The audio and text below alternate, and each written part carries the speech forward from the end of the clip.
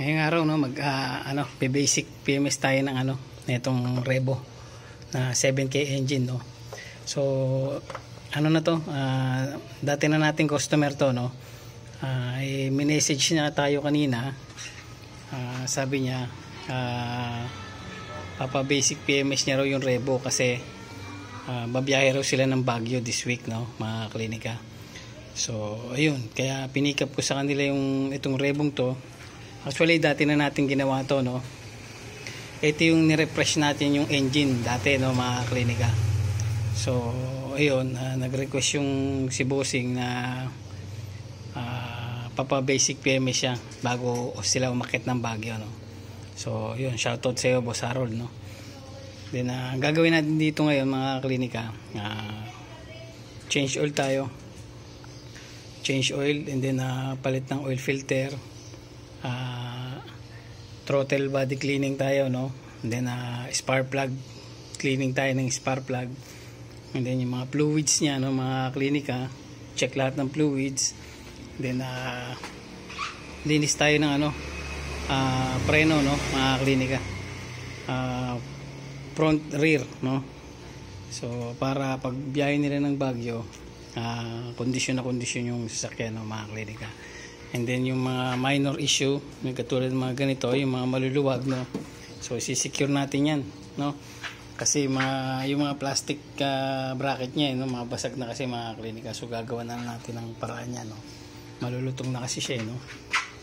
So yun. Ito naman no, kasi bago lahat ng belts nito no, huling ginawa natin no, mga klinika. So double checking lang tayo ngayon dito no, lahat, pati electrical niya, air filter linis na rin no, mga klinika. And then yung mga pangilalim no, double check tayo sa mga pangilalim niya, kung may kailangan bang palitan doon, papalitan na natin no, mga klinika. So ayun, sa ngayon yun ang gagawin natin dito sa Revo na 7K engine ano. Basic PMS tayo mga klinika. So let's go. Change muna tayo ng langis no. Drain muna tayo ng langis na mga klinika. And then magtanggal muna tayo ng air filter no. Oil filter no, mga klinika. So let's go. Alright mga klinika no. Mag-drain muna tayo ng ng langis no. Gamit yung number 14 na socket. So ito ang drain plug niya mga klinika. So tara, drain muna natin. So teka, luluwagan muna natin mga klinika. 1, 2, 3, go. Yan. So pag ganito mga klinika, kasi galing siya sa andar no. So ingat-ingat lang no, dahan-dahan lang ng tatanggal ng drain plug no, mainit kasi yung langis mga klinika. So ayan, 1, 2, 3, go. So ayan siya no, maitim na talaga. Ayan ang kulay ng langis niya mga klinika no. Almost na rin siguro to, siguro mga 5 months na rin siguro, hindi ko na matandaan no, mga klinika. So ayan, habang nagde-drain tayo nito no, magtatanggal naman tayo ng oil filter na mga klinika. So tara, let's go. Ayan, hintayin lang natin maubos yan no. Hayaan lang natin yan dito para tuloy-tuloy yung bagsak niya ng langis. Lipat naman tayo dun sa sa oil filter. So ngayon naman mga klinika, ito naman tayo. So gamit natin itong filter wrench no, mga klinika. Tatanggal ganyan tayo ng oil filter.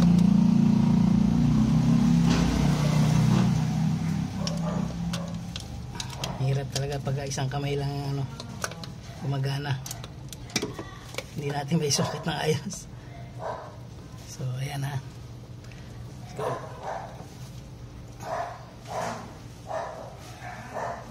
Medyo matigas, lumalaban siya mga klinika. 1, 2, 3, go. Matigas talaga. Bukan nating kanan ang gamitin natin. Mahina yung kaliwa natin mga klinika. Kanan tayo. 1, 2, 3, go.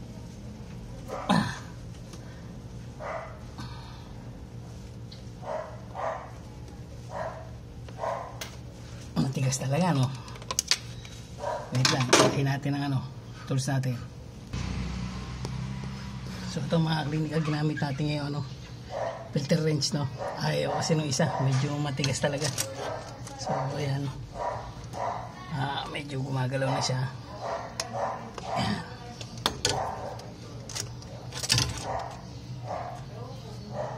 Ayan mga klinika, so pwede na siguro natin ito, gamitin natin yung isa. Ito, kaya na siguro to mga klinika. Ayan, kaya na nga. So yun, huwag na natin yung filter, oil filter natin mga klinika. So patutulungin lang natin siya ngayon dyan. May laman pa kasi yan So ayan, tumutulo na. Patutuluin muna natin bago natin siya baklasin mga klinika. Tara, let's go. Mga klinika, magtatanggal naman tayo ng spark plug, no? Maglilinis tayo ng spark plug habang dinidrain natin yung engine oil, no? So ito, naluwagan ko na to kasi, no, mga klinika. So ayan, sasama yung dyan, no? Yung baso-baso na tinatawag nila. Ayan. So ayan siya, kasama siya dyan mga klinika, kasi ito, i-reseal natin to, no? Or papalitan natin ng o-ring. Pero sa pagkakaalam ko kasi nito mga klinika, pinalitan ko to ng bago, no? So i-double check lang ulit natin, no? So ayan, so far naman maganda, yung medyo nagbabasa-basa siya, no? So medyo mas marami yung fuel niya, no, kaysa sa sa hangin, no? So baka mag-adjust tayo ng hangin na ito mga klinika. So tara, yun, tanggalin natin sa isa.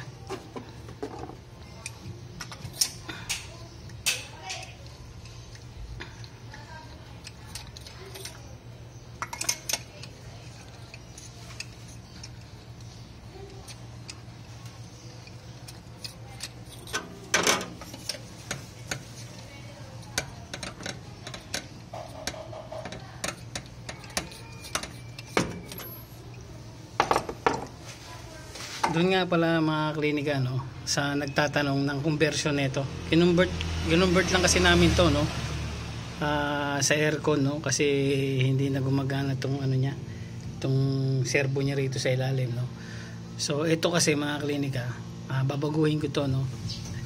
Yung push pull niya, papalitan natin ng yan, cable type, no, hindi na ganyan. Kasi pag ganito kasi ginamit niya mga klinika, doon sa nagtatanong, no, kasi may nagme-message sa akin tungkol sa ganito, na baka raw pwedeng i-try din nila sa mga Revo nila, no, mga klinika. So sa susunod na video mga klinika, no, gagawa natin to ng ng cable type na siya. Dito na siya nakasungkit, kasi pag ganito ang gamit nyo mga klinika, kapag ka nag-engage yung aircon nya, naiipit minsan, no. So matagal bumaba yung minor, minsan nagwa-wild. So naisip ko, palitan ko na lang ng cable type siya, no. Naka-cable siya, medyo nakaluy-luy siyang ganun doon, no, yung cable, para pagka humatak to, tsaka lang gagana yung RPM niya, no, mga klinika. So sa mga nagtatanong, ayan ang pagka-convert ko sa kanya, no, mga klinika. Ayan. So ayan, ito nakatanggal kasi ngayon yan, ito sa may idle lock niya, no. Tapos nakatukod siya ron, pero papalitan natin to mga klinika, no, ng cable type na. So tara, tanggalin ko lang itong mga spark plug. So ayan, halos pare-parehas sila ng sunog, no. Ayan. So mamaya pakita ko na lang sa inyo mga klinika kapag nalinis na natin, no. Sa ngayon double check muna tayo ng mga parts na ito, no, mga klinika. At yun, unti-untiin natin. So tara, let's go. Ito naman yung mga klinika, yung throttle natin, no. Kung mapapansin nyo, medyo marumi na rin, so lilinisin na rin natin yan mga klinika. Tingnan natin sa loob kung ayun, makikita nyo marumi na rin, no. Lilinis tayo ngayon yan mga klinika, no. Mamaya papakita ko na lang sa inyo kapag nabaklas ko na lahat ng mga lilinisin nating parts, no. So ayun na air cleaner, no. yung air filter, andyan na rin. So, yun.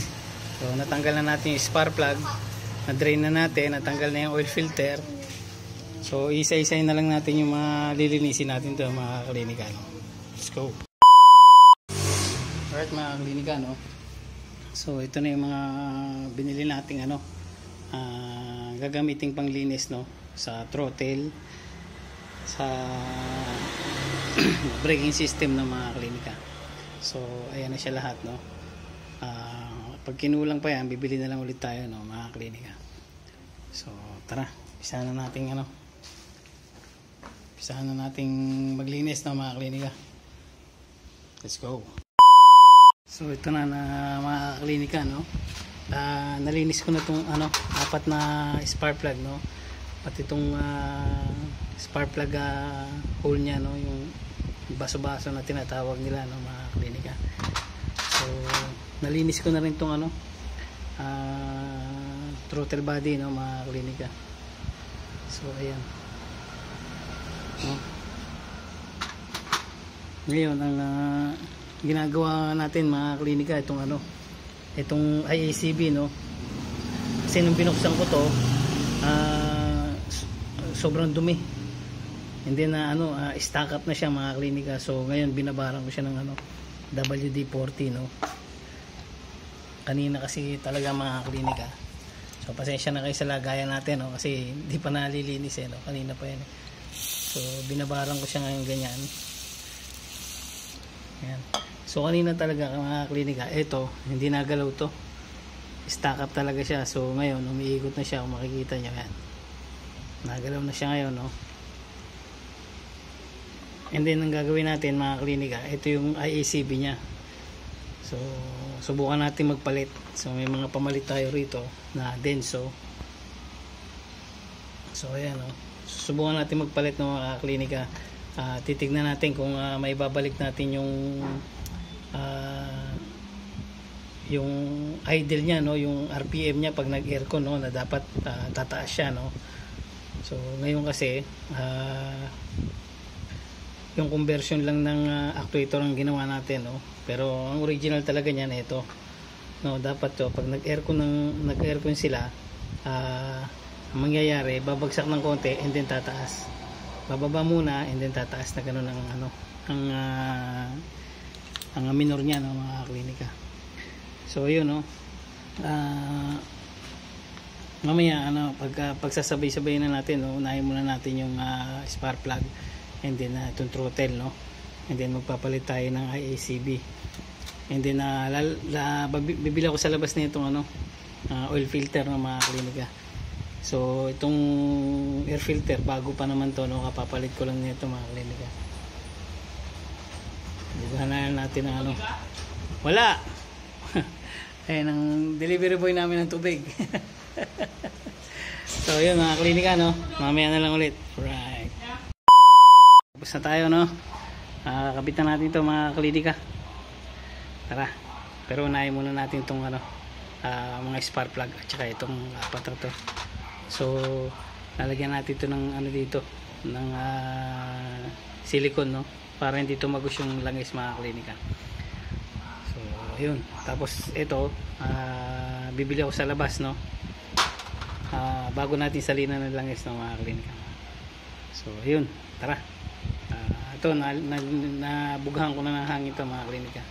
Let's go, mga klinika, no. Nakabili na tayo ng oil filter, no, mga klinika.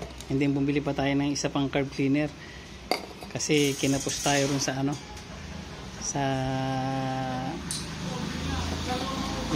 throttle body natin kanina, no, sa sobrang dumi, mga klinika.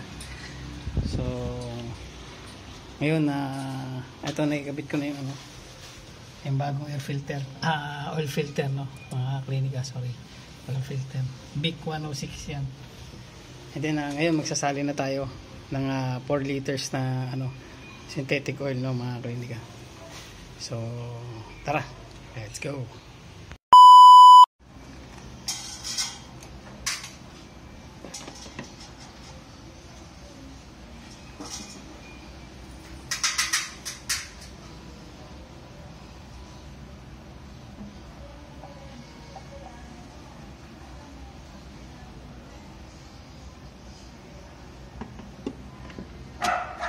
Kaisa na tayo mga kaklinika, no?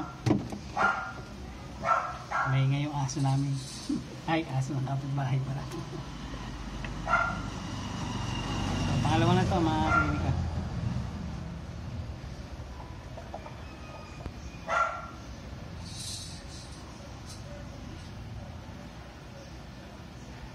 Alright. Pangalawa na tayo. Pangatlo. Mga binuksan ko na kasi to kanina, no? Kaya, isasali na lang natin.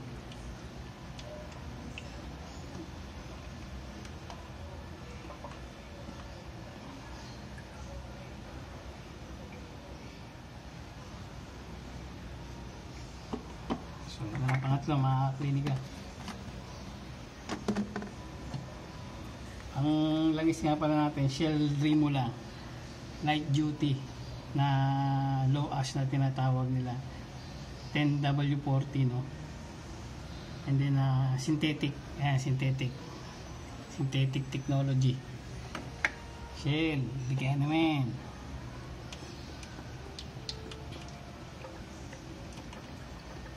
So subuko na rin kasi ito mga klinika, no? Maganda rin siya sa makina, hindi siya masyadong mainit sa makina.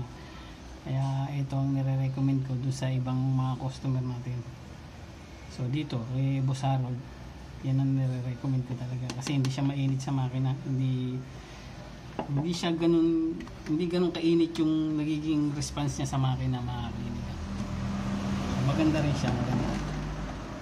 Shell, baka naman.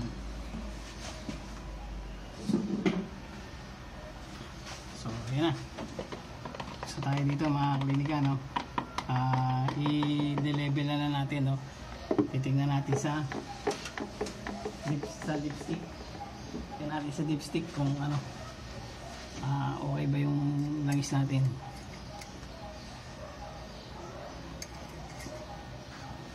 Yun, goods. Ayun mga klinika, nakikita nyo, yan. Sa pangalawang guhit, yan. Right. So tapos na tayo rito mga klinika, doon naman tayo sa braking system naman tayo, no? Tara, let's go. Bago nga pala tayo mga klinika, kasi tapos na tayo rito, no, sa basic PMS natin sa makina, no, mga klinika. So bago tayo pumunta sa braking system naman, no, pa-starting muna natin. Tignan natin kung okay ba yung trabaho natin dito sa makina ng Revo, no, na 7K. So nagano na nga rin pala ako mga klinika, no, nag-flashing na ako na itong mga fluids. Ayan, kung makikita nyo, ayan, malilinaw na yan, hindi katulad kanina, sobrang itim. So ganun din dito sa clutch, no, ayan. So makikita nyo, malinaw na mga klinika. So ayun, nag-flashing na rin tayo nito para isang gawa na lang, Tara, pa-startin naman natin mga klinika. Let's go. Alright, tara mga klinika, no. Pa-startin naman natin to. Testingin natin. Okay, ignition on.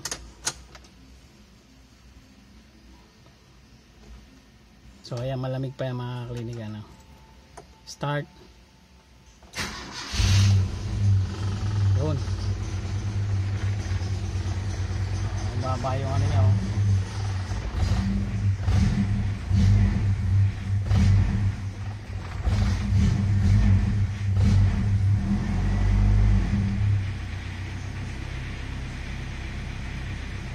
Yun.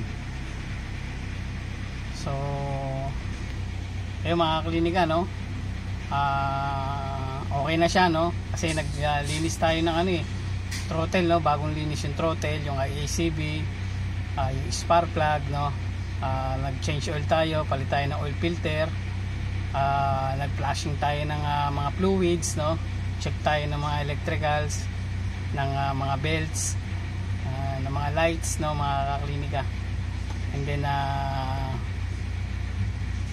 yun, tune up ulit ng bago, no, tinuno natin mga klinika. And then ano pa ba, air filter, linis ng air filter. So ayun, battery checking tayo mamaya, no, mga klinika. So goods na to. And then proceed naman tayo sa braking system na ito mga klinika. Pagkatapos noon, tsaka tayo mag drive test no, mamaya. Alright, let's go. Mga klinika, no, dito na tayo sa sa braking system, no. So ang pagtatanggal lang nito mga klinika dito sa Toyota Revo, may isang tornilyo lang yan dito, no. Ito yun mga klinika, no. Huwag nyo kakalimutang grasahan to ng mga klinika. So pag natanggal nyo yan, isang tornilyo, iangat nyo lang to. Ayan, may access na kayo dun sa sa brake pad ng mga klinika. So ayan, lilinisin ko na lang yung mga klinika, no? Mamaya papakita ko sa inyo kapag naikabit ko na, no, mga klinika. So ganun lang ang pagtatanggal. Tapos pag-check ng brake pad, no, titignan nyo kung may mga leak sa piston. Dito okay naman, no, mga klinika. So ang paglilinis dito sa unahan na braking system, no, dito sa brake pad ng mga klinika, parehas din to sa kabila. So kung ano yung gagawin natin dito, ganun din sa kabila, no. Ganun din sa likod. Kung ano yung gagawin natin dyan sa hulihang gulong, ganun din sa kabilang gulong, no, mga klinika, sa kabilang gulong. Parehas lang yan, no? So dito muna tayo sa isang to. And then pagkatapos nyan, lipat na tayo doon sa kabila, no, mga klinika. So ayun, lilinisin ko to, no, gamit yung ating brake cleaner, no, mga klinika. Sisirita natin to. So let's go. Alright mga klinika, no, natanggal ko na tong brake drum sa likod, no. Medyo matigas no, kaya natagalan tayo mga klinika. So gagawin natin dito, cleaning lang, no, and then check kung kailangan i-adjust. I-adjust, pero sa tingin ko hindi naman kailangan i-adjust to kasi maganda naman yung pedal niya, no, mga klinika. So linis lang siguro talaga. So yan, buha muna natin ang hangin.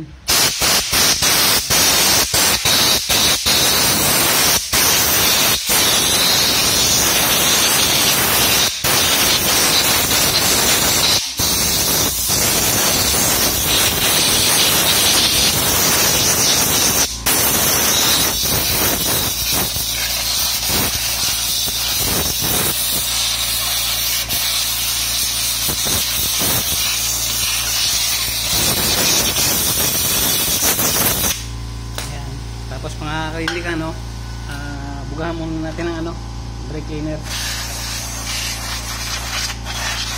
para siguradong sumama yung mga dumi.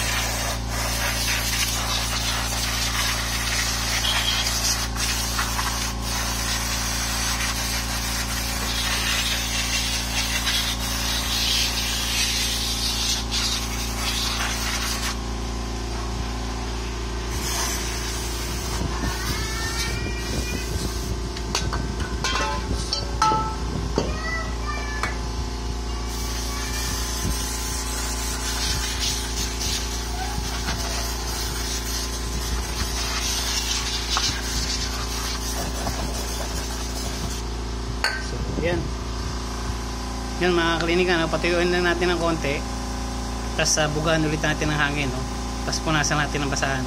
So ganun lang mga klinika, no, ang paglilinis dito sa rear brake ng ng Revo, no. So yung paglilinis sa kabilang side, kung ano yung ginawa natin dito, ganun din ang gagawin natin sa kabila, no. Halos parehas lang. Kahit hindi na siguro natin i-video, no, kasi parehas lang naman sila ng sa loob, no, component ng mga klinika. So ayun, pagkatapos natin dito, lipat naman tayo doon sa magkabilang side, no, sa harap at saka dito sa likod mga klinika. So pag natapos na tayo dito sa brake cleaning, test drive na tayo mga klinika, no, para ma-pick up na rin ni Boss Harold. Tara, let's go. Alright mga klinika, no, tapos na tayo.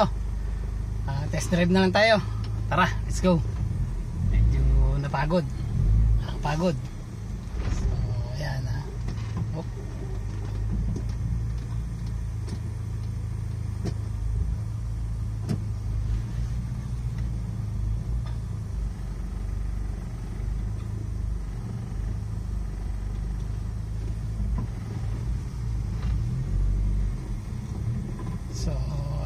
klinika.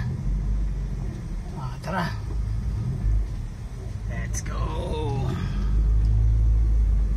Alright,